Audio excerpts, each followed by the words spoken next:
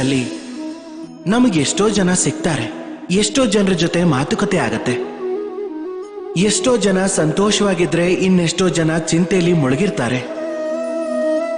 ಆದ್ರೆ ನೀವೇನಾದ್ರೂ ತಿಳ್ಕೊಳ್ಳೋ ಪ್ರಯತ್ನ ಮಾಡಿದ್ರೆ ಯಾರು ಹೆಚ್ಚು ಪ್ರಸನ್ನವಾಗಿರ್ತಾರೆ, ಯಾರು ತುಂಬಾ ಚಿಂತೆಯಲ್ಲಿರ್ತಾರೆ ಅಂತ ಆಗ ನಿಮಗ್ ಗೊತ್ತಾಗತ್ತೆ ವೃದ್ಧರು ಮತ್ತು ಯುವಕರು ತುಂಬಾ ಚಿಂತೆಯಲ್ಲಿರ್ತಾರೆ ಅಂತ.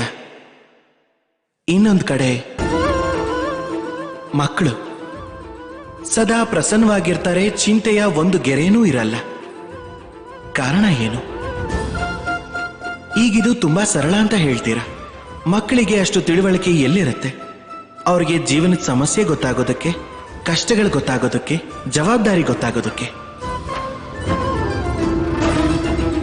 ವಿಷಯ ಅದಲ್ವೇ ಅಲ್ಲ. ವೃದ್ಧರ ಬಗ್ಗೆ ನಾವು ಮಾತಾಡೋದಾದ್ರೆ, ಈ ವೃದ್ಧರು ತಮ್ಮ ಕಳೆದು ಹೋದ ಬದುಕಿನ ವಿಷಯದಲ್ಲಿ ಯೋಚಿಸಿ ಯೋಚಿಸಿ ದುಃಖ ಪಡ್ತಾರೆ. ಯುವಕರು ತಮ್ಮ ಇವತ್ತಿನ ಭವಿಷ್ಯದ ವಿಷಯದಲ್ಲಿ ಯೋಚಿಸಿ ಯೋಚಿಸಿ ಚಿಂತೆಯಲ್ಲಿರ್ತಾರೆ. ಆದ್ರೆ ಮಕ್ಕಳು ಕೇವಲ ವರ್ತಮಾನದಲ್ಲಿ ಬದುಕ್ತಾರೆ. ಅದೇ ಕಾರಣಕ್ಕೆ ಪ್ರಸನ್ನವಾಗಿರ್ತಾರೆ. ನೋಡಿ, ವಿಷಯ ತುಂಬಾ ಸರಳ ಇದೆ.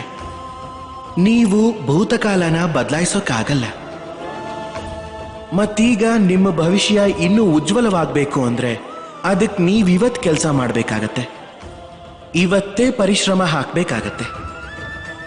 ಅದಕ್ಕೆ ಮರ್ತು ಬಿಡಿ ಭೂತಕಾಲ ಮತ್ತು ಭವಿಷ್ಯ ಚಿಂತೆನ.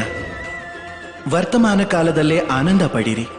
ಯಾಕೆ ಅಂದ್ರೆ ಇದೇ ವರ್ತಮಾನ ನಿಮ್ಮ ಭವಿಷ್ಯನೂ ಉಜ್ವಲ ಮಾಡುತ್ತೆ. ಇದೇ ವರ್ತಮಾನ ಮುಂದೆ ಬರೋ ದಿನಗಳಲ್ಲಿ ನೀವೇ ಕೂತು ಗರ್ವದಿಂದ ಹಿಂದೆ ನೋಡುವಂತಹ ನಿಮ್ಮ ಸುಂದರವಾದ ಭೂತಕಾಲ ಆಗತ್ತೆ.